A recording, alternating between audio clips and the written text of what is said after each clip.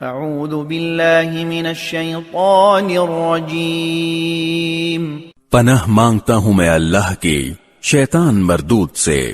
قل اللہ اعبد مخلصا له دینی، کہہ دو کہ میں تو اللہ کی عبادت اس طرح کرتا ہوں کہ میں نے اپنی بندگی صرف اسی کے لیے خالص کر لی ہے۔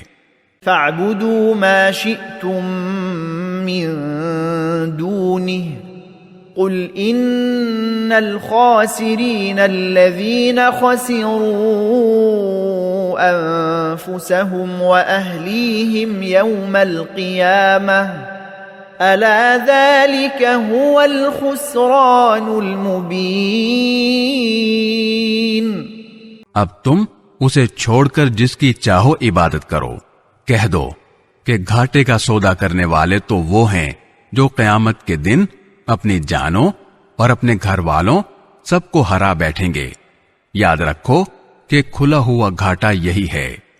لهم من فوقهم ظلل من النار ومن تحتهم ظلل ذلك يخوف الله به عباده يا عباد فاتقون۔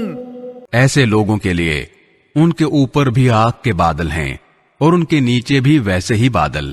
یہ وہی چیز ہے جس سے اللہ اپنے بندوں کو ڈراتا ہے، لہذا اے میرے بندو میرا خوف دل میں رکھو۔